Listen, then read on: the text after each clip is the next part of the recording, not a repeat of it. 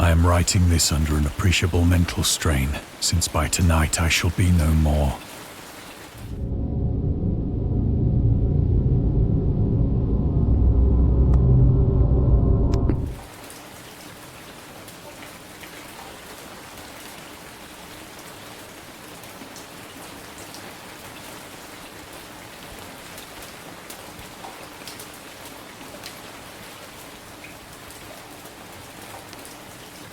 Penniless, and at the end of my supply of the drug which alone makes life endurable, I can bear the torture no longer, and shall cast myself from this garret window into the squalid street below. Do not think from my slavery to morphine that I am a weakling or a degenerate. When you have read these hastily scrawled pages, you may guess, though never fully realize, why it is that I must have forgetfulness or death.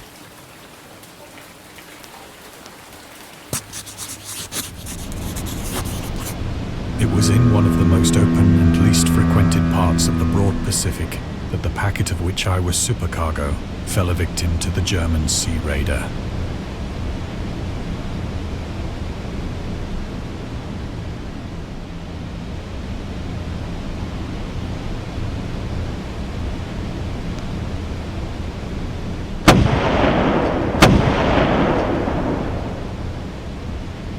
The Great War was then at its very beginning, and the ocean forces of the Hun had not completely sunk to their later degradation, so that our vessel was made a legitimate prize, whilst we of her crew were treated with all the fairness and consideration due us as naval prisoners.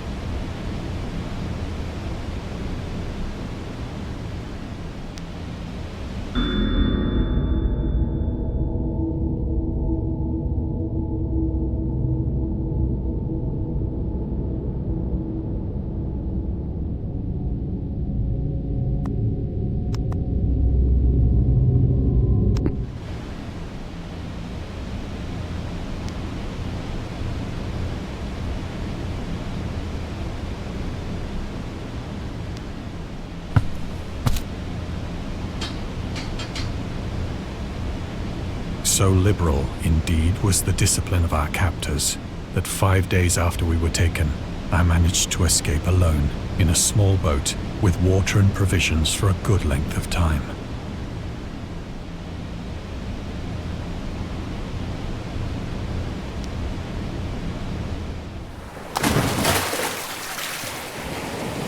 When I finally found myself adrift and free, I had but little idea of my surroundings. Never a competent navigator, I could only guess vaguely by the sun and stars that I was somewhat south of the equator. Of the longitude, I knew nothing, and no island or coastline was in sight.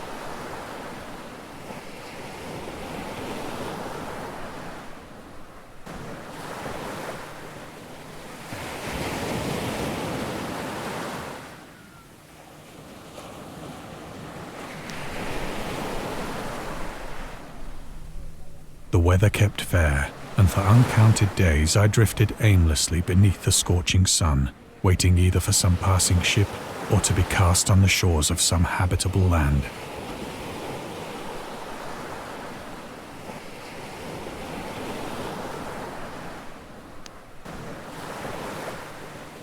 But neither ship nor land appeared, and I began to despair in my solitude upon the heaving vastness of unbroken blue. The change happened whilst I slept. Its details I shall never know, for my slumber, though troubled and dream-infested, was continuous.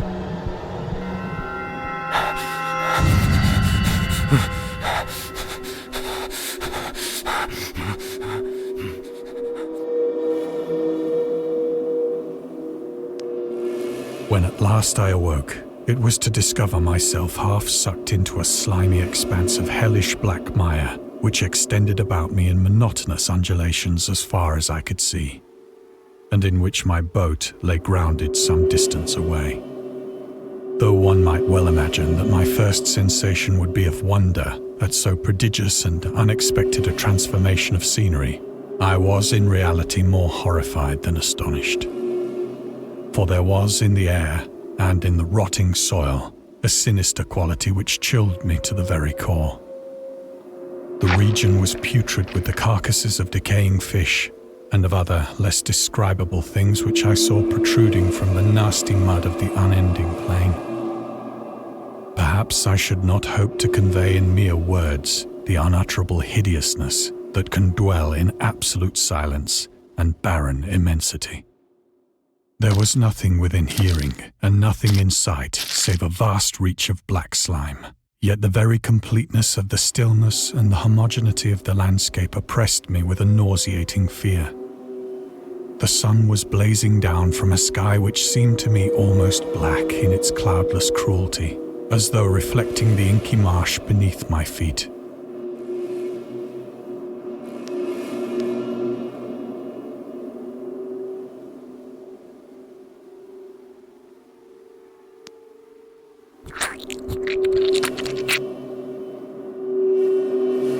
As I crawled into the stranded boat, I realized that only one theory could explain my position. Through some unprecedented volcanic upheaval, a portion of the ocean floor must have been thrown to the surface, exposing regions for which innumerable millions of years had lain hidden under unfathomable watery depths. So great was the extent of the new land which had risen beneath me that I could not detect the faintest noise of the surging ocean, straining my ears as I might. Nor were there any seafowl to prey upon the dead things.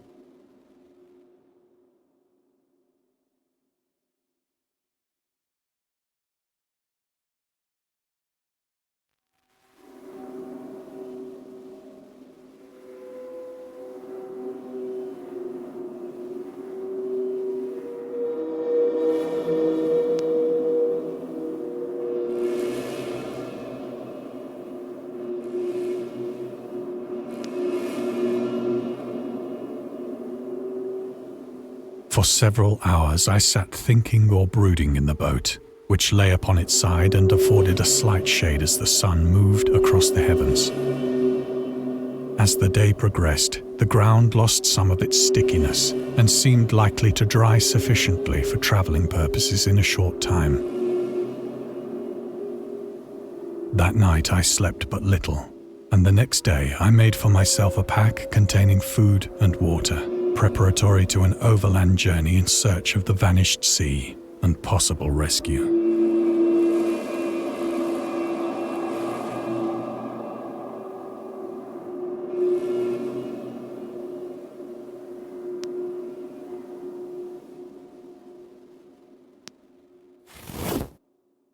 On the third morning, I found the soil dry enough to walk upon with ease.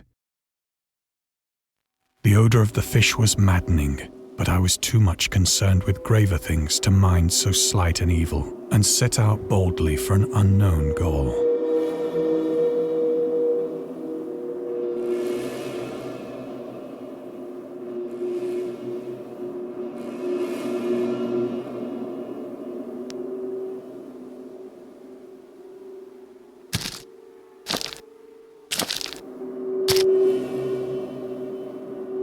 All day I forged steadily westward, guided by a faraway hummock which rose higher than any other elevation on the rolling desert.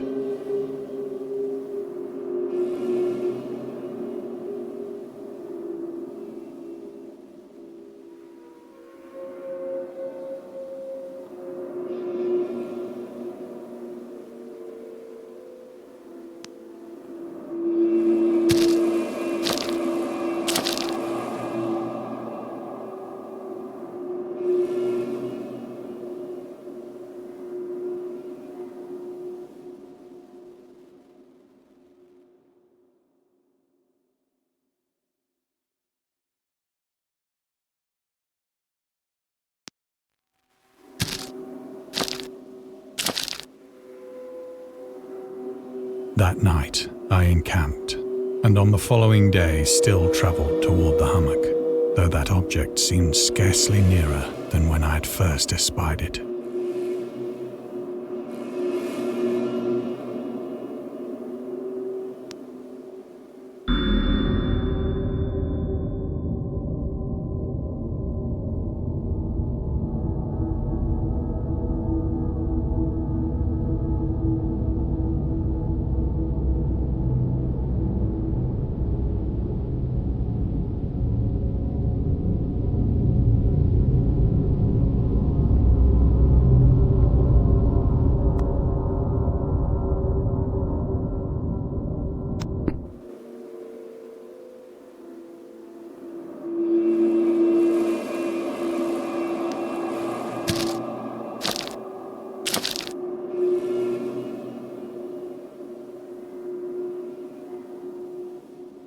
by the fourth evening, I attained the base of the mound, which turned out to be much higher than it had appeared from a distance.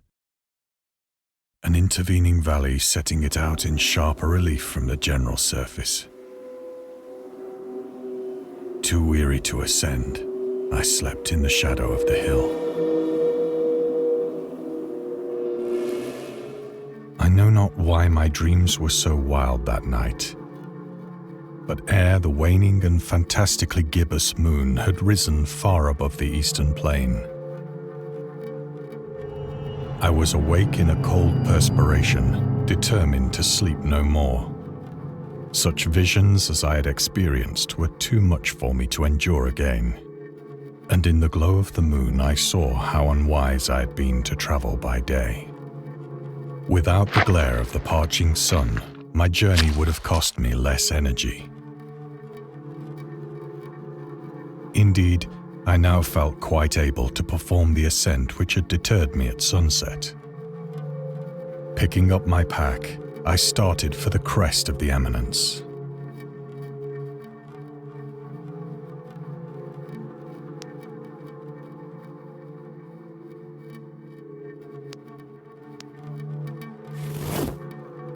I have said that the unbroken monotony of the rolling plain was a source of vague horror to me.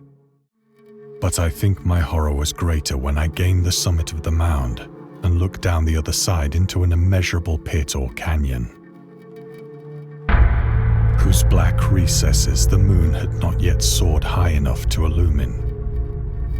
I felt myself on the edge of the world, peering over the rim into a fathomless chaos of eternal night. Through my terror ran curious reminiscences of Paradise Lost, and of Satan's hideous climb through the unfashioned realms of darkness. As the moon climbed higher in the sky, I began to see that the slopes of the valley were not quite so perpendicular as I had imagined.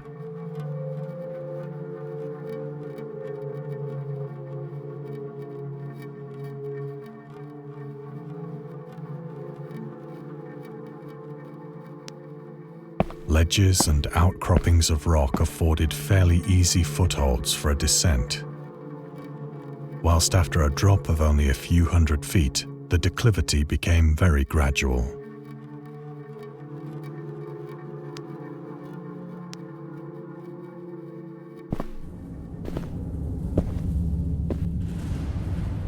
Urged on by an impulse which I cannot definitely analyze, I scrambled with difficulty down the rocks and stood on the gentler slope beneath, gazing into the Stygian deeps where no light had yet penetrated. All at once, my attention was captured by a vast and singular object on the opposite slope, which rose steeply about 100 yards ahead of me. An object that gleamed whitely in the newly bestowed rays of the ascending moon.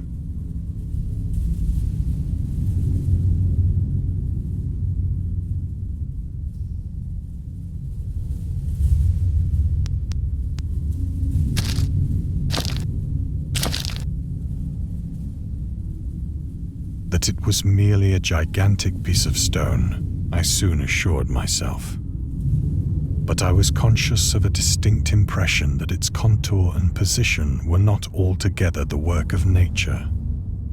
A closer scrutiny filled me with sensations I cannot express.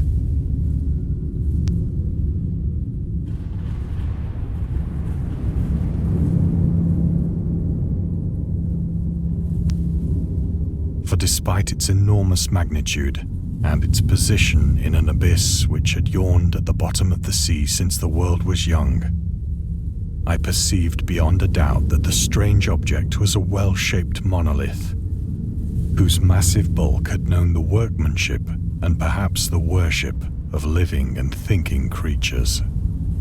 Dazed and frightened, yet not without a certain thrill of the scientist's or archaeologist's delight, I examined my surroundings more closely.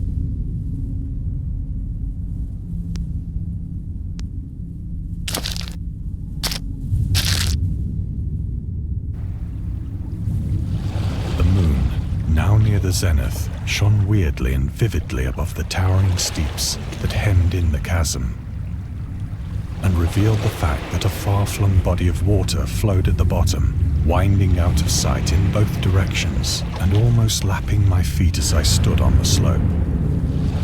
Across the chasm, the wavelets washed the base of the Cyclopean monolith, on whose surface I could now trace both inscriptions and crude sculptures.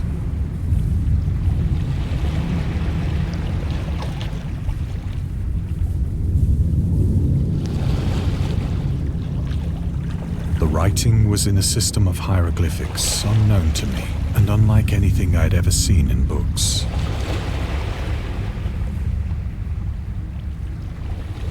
Consisting for the most part of conventionalized aquatic symbols such as fishes, eels, octopi, crustaceans, mollusks, whales, and the like. Several characters obviously represented marine things which are unknown to the modern world, but whose decomposing forms I had observed on the... It was the pictorial carving, however, that did most to hold me spellbound.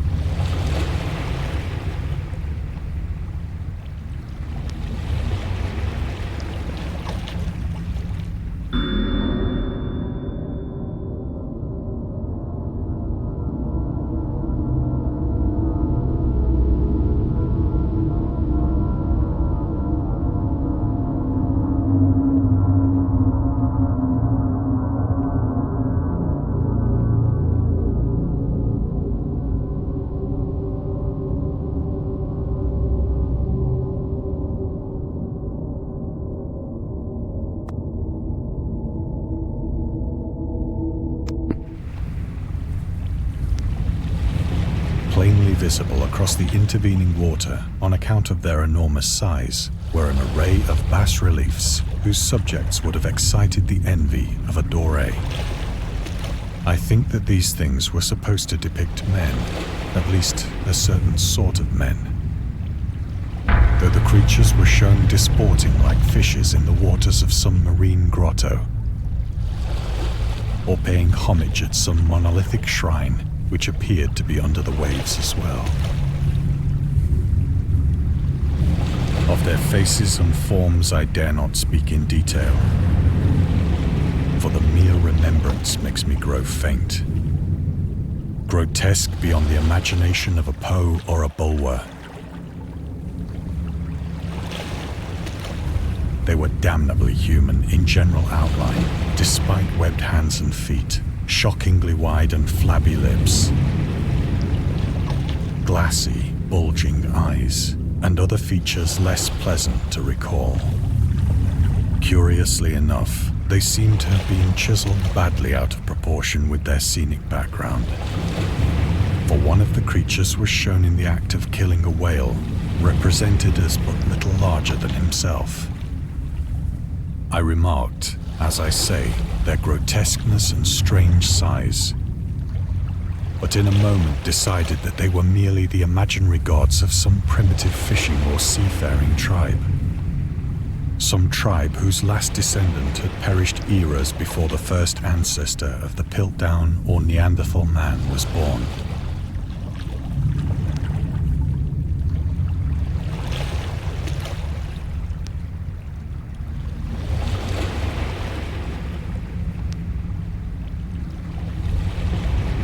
Awestruck at this unexpected glimpse into a past beyond the conception of the most daring anthropologist, I stood musing whilst the moon cast queer reflections on the silent channel before me. Then, suddenly, I saw it. With only a slight churning to mark its rise to the surface, the thing slid into view above the dark waters.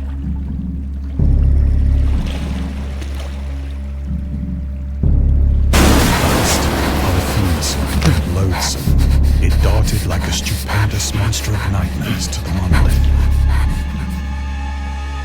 about which it flung its gigantic scaly arms, the while it bowed its hideous head and gave vent to certain measured sounds.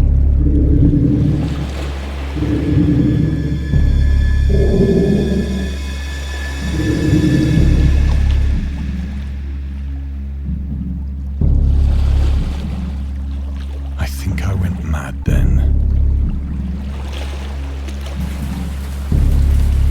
Of my frantic ascent of the sloping cliff and of my delirious journey back to the stranded boat, I remember little.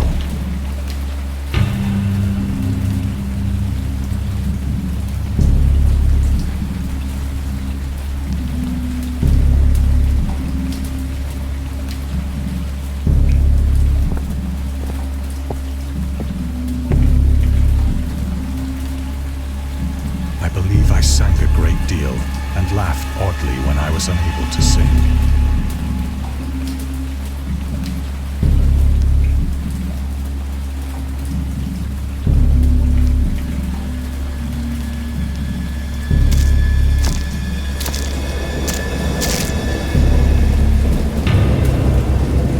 I have indistinct recollections of a great storm sometime after I reached the boat. At any rate, I know that I heard peals of thunder and other tones which nature utters only in her wildest moods.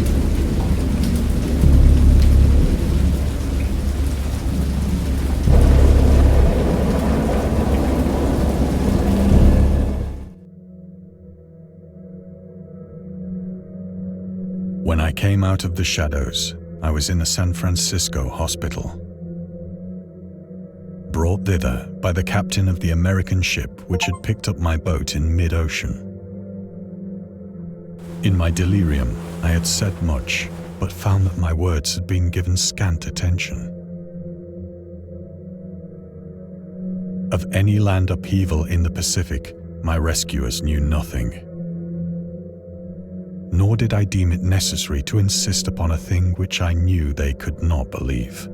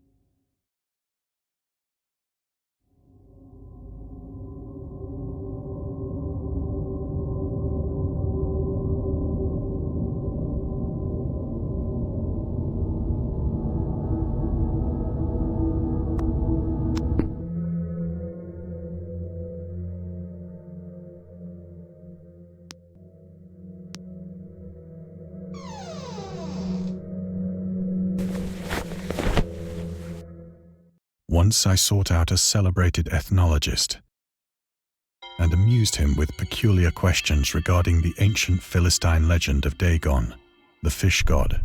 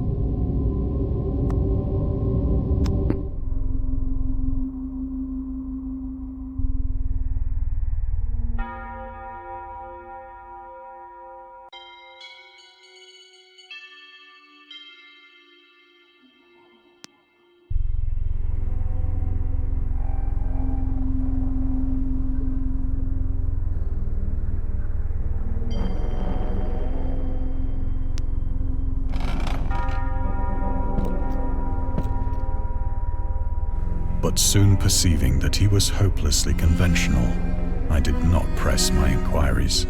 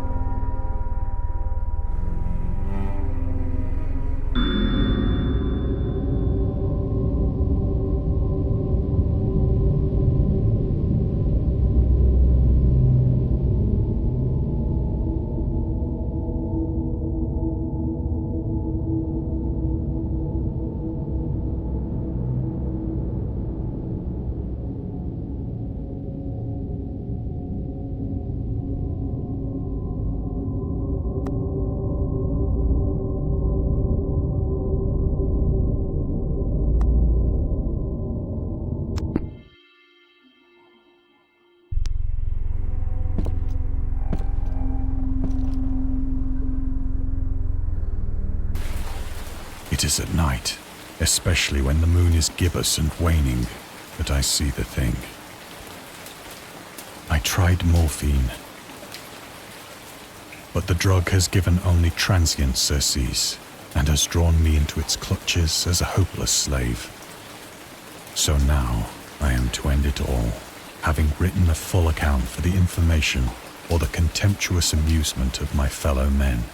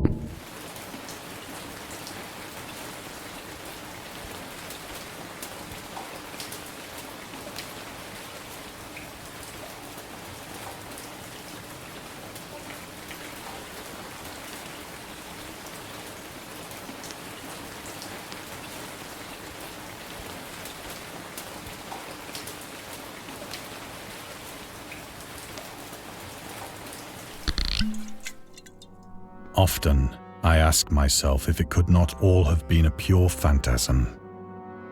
A mere freak of fever as I lay sun-stricken and raving in the open boat after my escape from the German man-of-war.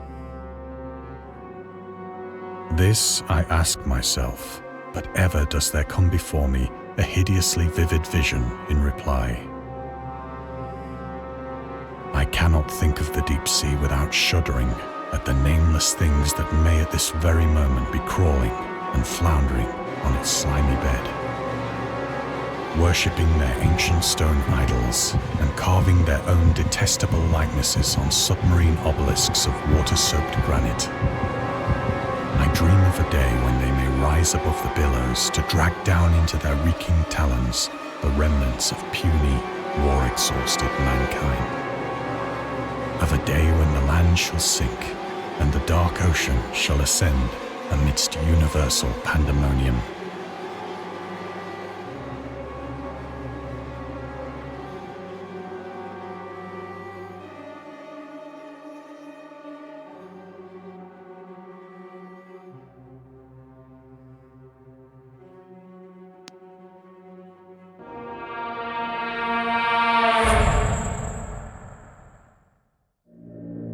The end is near.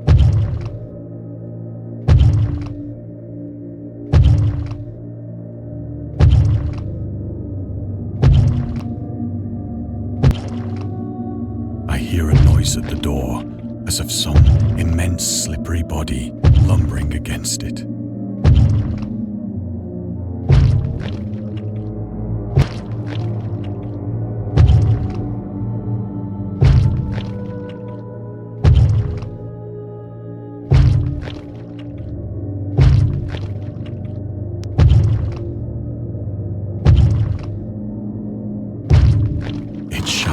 Find me.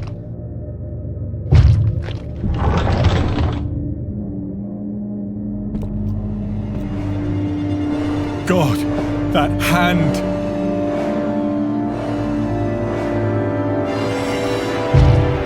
The window!